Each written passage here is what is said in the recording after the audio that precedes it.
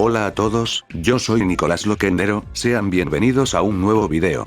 En esta ocasión, estaremos viendo diferentes prototipos de juegos cancelados, que se creían perdidos, o de plano, juegos de los que no se sabía de su existencia, que fueron rescatados durante 2022. Claramente, no mencionaré todos los videojuegos recuperados, sino, que he seleccionado los que a mi parecer, son los más interesantes. Bueno, ya sin nada más que decir, comencemos. El 1 de enero de 2022, se hicieron públicos, gracias al trabajo en conjunto de la Video Game History Foundation, una fundación dedicada a la preservación de videojuegos, y la web Hidden Palace, una página con el mismo objetivo, un total de 178 prototipos de títulos para diferentes sistemas. Siendo 30 de ellos, juegos que no llegaron a ser lanzados. Dado a que muchos, se tratan de diferentes versiones de prototipos que ya se poseían, he elegido tan solo 5 de ellos para mostrarles. Los cuales, eran juegos, que, hasta ese momento, se creían completamente perdidos. Mirror's, es el nombre de un prototipo para Super Nintendo, que se dio a conocer en 2013, por parte de Howard Phillips, un importante ex trabajador de Nintendo, a través de 4 fotos que compartió.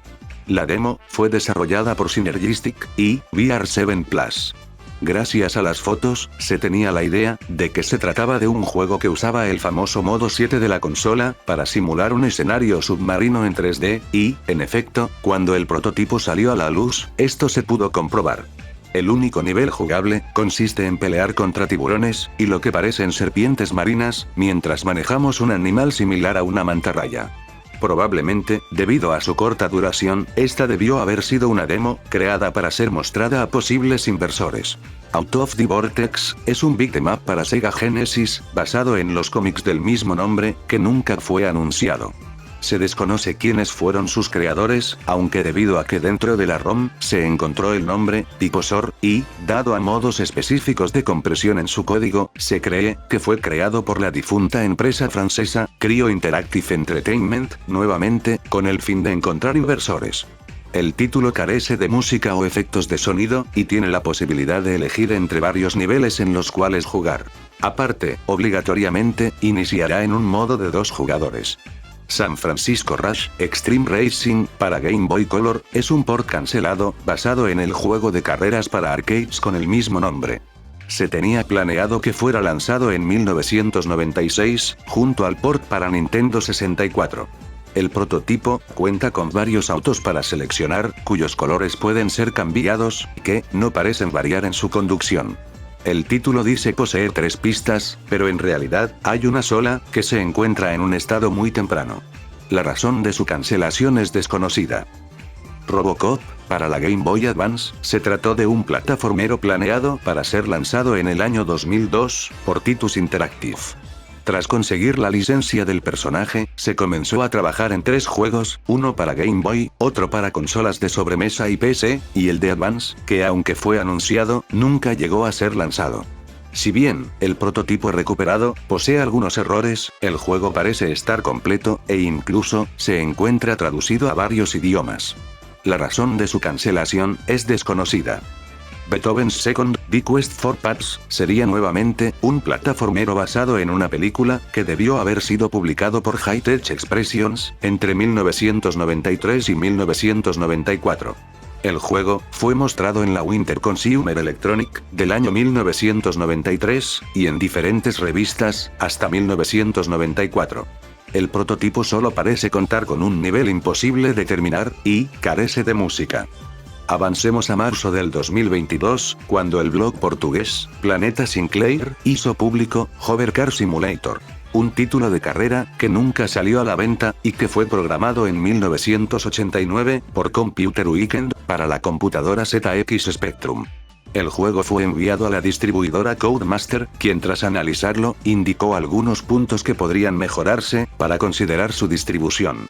Aunque el artículo de Planeta Sinclair no deja en claro si Codemaster aceptó hacerse cargo de su distribución, debido a que el prototipo data de 1991, y que el logo de esta empresa se encuentra dentro del juego, es posible que sí. Aún tratándose de un prototipo, el título está casi acabado, contando con los 4 niveles que la versión final tendría, que son completamente jugables. Saikoro Koro Koro, dados rodantes en español, es un puzzle para la computadora japonesa, NEC PS8800, que sería rescatado por el periodista Chris Kohler, junto al equipo de la web dedicada a la preservación de videojuegos, Gaming Alejandría. El título había sido creado en 1985 por Hiromichi Tanaka, uno de los principales desarrolladores de Square, quien participó en Secret of Mana, Xenogears, Chrono Cross, entre varios juegos más. Durante mucho tiempo, se creyó que el juego había sido cancelado, pero en realidad, el juego había sido lanzado, pero no de manera convencional. Su código fue compartido en el tomo número 10 de la revista japonesa, Login, a lo largo de 16 páginas, para que cualquiera pudiera copiarlo y hacerlo funcionar en su computadora. Mientras Chris investigaba sobre Saikoro Koro Koro, se topó con que el sitio Gaming Alejandría había escaneado la revista donde el código había sido publicado. De esta manera, al contactar con el sitio, uno de sus integrantes logró crear una ROM jugable que sería compartida al público el 27 de mayo. Fairyland Story se trata de un juego lanzado para arcades por Taito en 1985. Un año más tarde, se dio a conocer que se estaba trabajando en un port para la Famicom, que nunca fue publicado. No sería hasta 2022, cuando el usuario, Fenris Wolf Retro, encontraría en eBay a la venta, por un muy bajo precio, el prototipo junto a varios otros títulos de Famicom. Con la ayuda del portal Forest of Illusion, página encargada de preservar la historia de Nintendo, y del usuario Fishbit, en junio se lograría hacer pública la ROM del juego. Mientras que el título original cuenta con 101 niveles, este prototipo tan solo posee 50, que se repetirán en bucle. Se desconoce quién fue el encargado de realizar la conversión a consola, pero se cree que pudieron haber sido los estudios japoneses, Tose, o Hotbee. En agosto, el canal de YouTube, Did You Know Gaming, daría a conocer que había recibido dos prototipos del cancelado juego de A Boy and His Blood para Nintendo 10, que serían compartidos en la web Gaming Alejandría. El juego había sido anunciado en el año 2005 por Majesto, y sería una continuación del juego de NES de 1989, con el mismo nombre. De las dos ROMs, una fue la creada para la E3 de 2005, mientras que la otra, si bien el juego nunca se completó, es la que podemos decir que es la versión final. Ya que, fue la última versión que Majesto recibió del desarrollador, Skyworks Technologies. Además de agregar más niveles en la segunda, tal vez el cambio más importante entre ambas, sea que Blood pasó de color verde a color blanco, similar a como era en el título original, debido a las críticas que recibió este aspecto durante la E3. En esta última versión, el juego se encontraba alrededor de un 40% completo.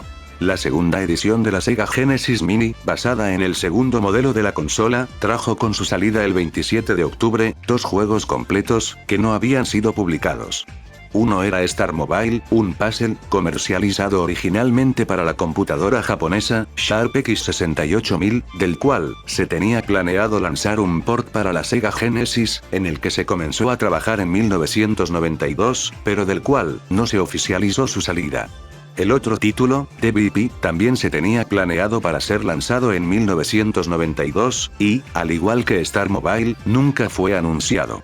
En octubre, se haría público el prototipo de Secret Pulse, un juego erótico en full motion video, que fue presentado en la E3 de 1996. Tras su presentación, el juego no sería lanzado en la fecha acordada, y no se sabría nada más de él.